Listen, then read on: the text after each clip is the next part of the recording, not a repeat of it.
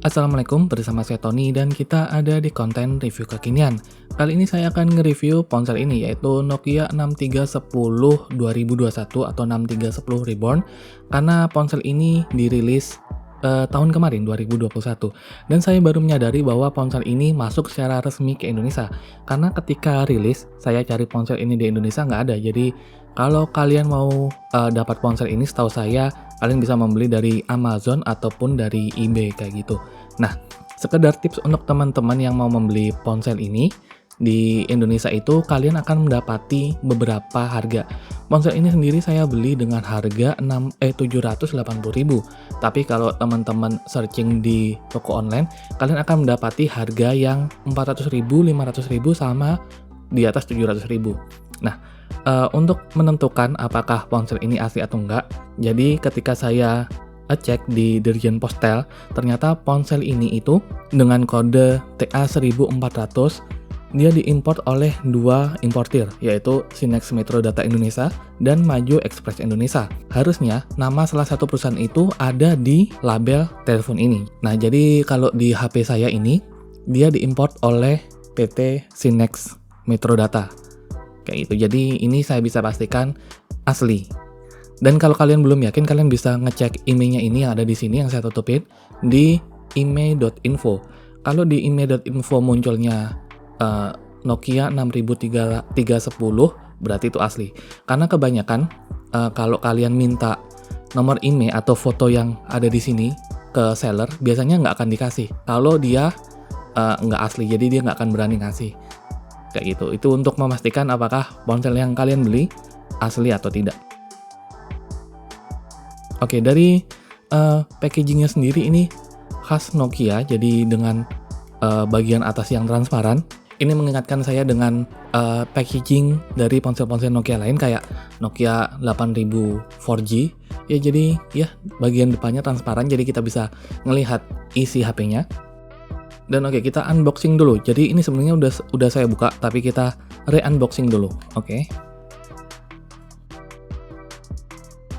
Tentu saja kalian akan mendapat handphonenya itu sendiri, kemudian ada beberapa perlengkapan lainnya, antara lain adalah headset. Ini headset 3,5 mili, bisa digunakan untuk radio atau mendengarkan MP3 player.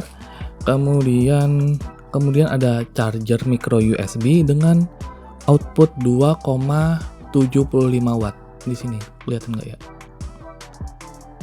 Outputnya cukup kecil dan cukup standar untuk ponsel-ponsel fitur Nokia. Kemudian ada kitab-kitab garansi. Di sini juga kalian akan menemukan nama importirnya kalau ini memang asli.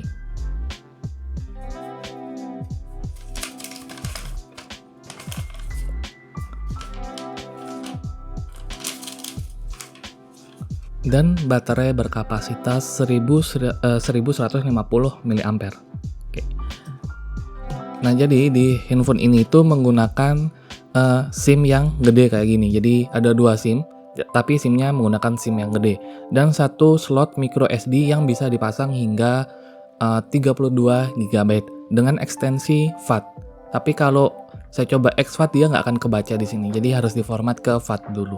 Dan bisa kalian lihat bahwa di sini tuh nggak ada lubang speaker di bagian belakang, karena speakernya dia pakai ini.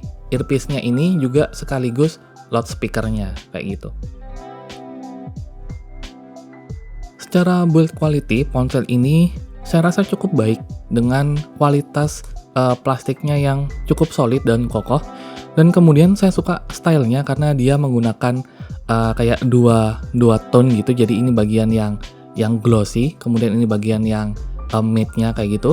Dan bagian glossy-nya ini walaupun dia di bagian layar, tapi ini bukan kayak Gorilla Glass gitu, bukan kaca, tapi ini kayak plastik doang yang menyatu dari layar ke tombol-tombol navigasi ini. Dan tombol navigasinya juga dia terbuat dari plastik glossy, tapi ini cukup enak, dia nggak licin ketika digunakan kayak gitu. Dan tombol keypad-nya merupakan salah satu tombol di feature phone yang cukup nyaman digunakan, karena walaupun dia plastik, tapi dia kayak ada lapisan gitu, jadi kayak nggak kesat. Pokoknya ini plastik dan nggak kesat dan empuk banget. Jadi ya dia cukup empuk untuk digunakan. Dan saya suka penempatan keypadnya ini karena dia mepet kayak 2/3 dari bagian ponsel ini. Dia menempatkan bagian di sepertiga akhirnya, dia mepet ke bawah. Karena kalau saya pakai di Nokia 105 yang bagian atasnya ini agak ke atas, saya selalu ngerasa bahwa tombol 5 ini adalah tombol 2. Nah kalau digini kan, dia tuh bagian bawahnya lebih mepet ke bawah dan ini lebih nyaman untuk saya kalau mau ngetik dengan satu tangan seperti ini. Untuk di bagian eksteriornya sendiri nggak ada tombol-tombol lain selain di tombol atas ini. Di atas juga nggak ada tombol-tombol untuk on-off pakai tombol ini. Nggak ada tombol volume di bagian sisi kanan dan kirinya. Kemudian di bagian bawah cuma ada jack audio sama port USB untuk charger. Kemudian di bagian belakang ada kamera. Ini kayaknya beresolusinya VGA dengan satu flash. Kemudian nggak ada lubang speakernya, jadi speakernya pakai earpiece-nya ini. Dan lumayan kencang menurut saya. Oke, ponsel ini menggunakan platform S30 Plus sama seperti di Nokia 105 4G ini. Namun di sini ada fitur-fitur yang nggak dikasih ke ponsel ini. Yang salah satunya adalah nggak ada menu MP3 player. Kalau di 105 ini nggak ada MP3 player, tapi di 6310 ini ada MP3 player. Dan menu-menunya standar aja sih, kayak di paling atas ada log panggilan, kemudian kontak, game, snack, kemudian ada MP3 player untuk musik, kemudian pesan, kemudian browser, kemudian foto, kamera, video, perekaman, kemudian radio, Facebook, alarm, kemudian kalender, kalkulator, ekstra. Ekstra ini isinya kayak untuk pembaca, jadi dia ngomongin apa yang ada di sini, kayaknya untuk menu aksesibilitas kayak gitu kalau di smartphone.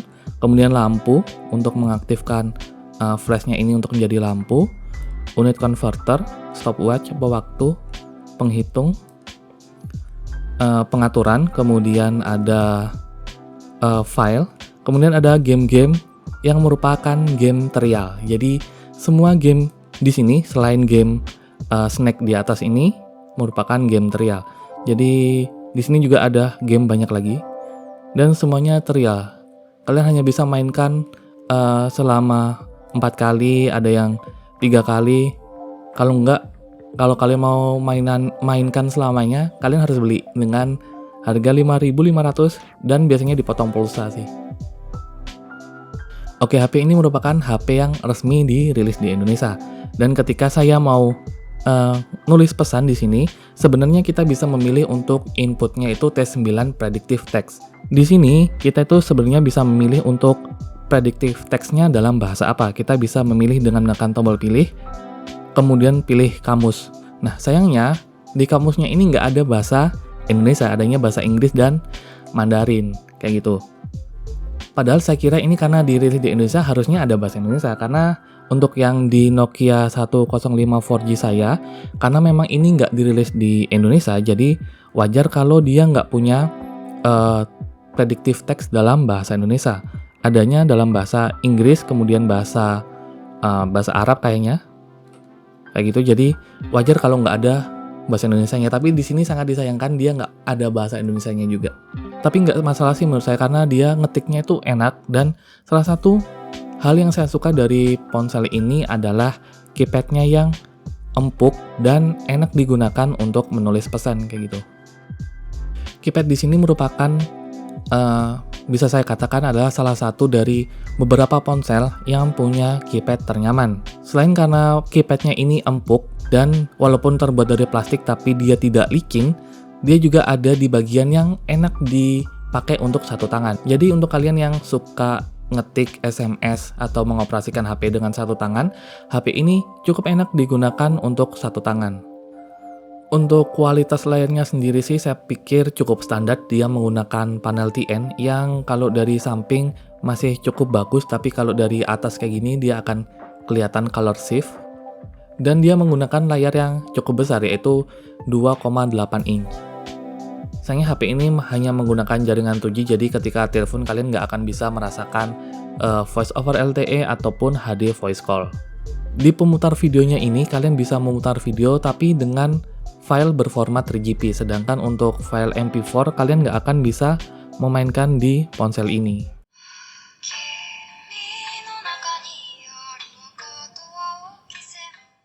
Jadi ponsel ini punya koneksi untuk Bluetooth, yaitu kalau nggak salah Bluetooth 5 gitu, dan ketika saya coba untuk saya pairing dengan AirPods saya, dia bisa di pairing dengan cukup baik dan bisa memainkan musik dengan AirPods saya, jadi nggak ada masalah. Jadi saya pikir kalau teman-teman mau mempairing dengan earphone Bluetooth lainnya, saya pikir juga tidak akan ada masalah kayak gitu.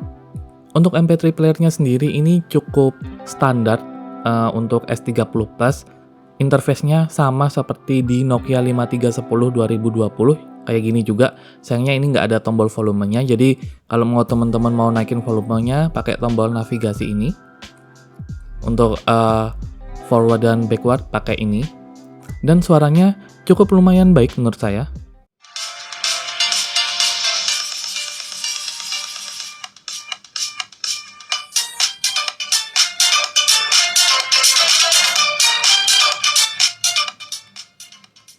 Sayangnya untuk pilihan musiknya sendiri dia nggak ada pilihan untuk equalizer, jadi pengaturannya cukup sederhana, jadi cuma ada putar sama ulang, itu doang, nggak ada equalizer. Dan ketika kalian dengerin lagu, biasanya langsung back, kalian akan menemukan tampilan musik di sini, jadi kalian bisa memainkan musik dengan cepat dengan tombol navigasinya ini. Dan untuk hiburan lainnya yaitu radio, kalian bisa memainkan radio tanpa harus mencolokkan headset, jadi cukup praktis, dan kalian juga bisa merekam siaran radionya di sini. Ponsel ini juga dilengkapi dengan kamera, kalau nggak salah ini resolusinya VGA mungkin, tapi hasilnya ya biasa aja sih, jadi nggak ada yang spesial dari hasil kamera dari feature phone ini. Saya pikir kameranya hanya bertindak sebagai pemanis saja untuk bagian belakang, nggak seperti di 105 yang polos-polos aja kayak gitu. Dan secara umum ponsel ini cukup responsif karena dia menggunakan platform S30 Plus, nggak KaiOS, walaupun dengan platform S30 Plus ini juga memiliki keterbatasan, misalnya nggak bisa diinstalin WhatsApp dan lain sebagainya kayak gitu, tapi untuk sebuah feature phone ini sudah lumayan responsif. Jadi kalau kalian memang tidak membutuhkan smart device, jadi ini sudah cukup nyaman untuk dipakai sehari-hari kayak gitu. Oke, sekian review 6310 ini. Kalau kalian suka review seperti ini, kalian bisa nonton review-review lainnya yang akan saya tampilkan di end screen ini. Sekian dari saya, wassalamualaikum warahmatullahi wabarakatuh.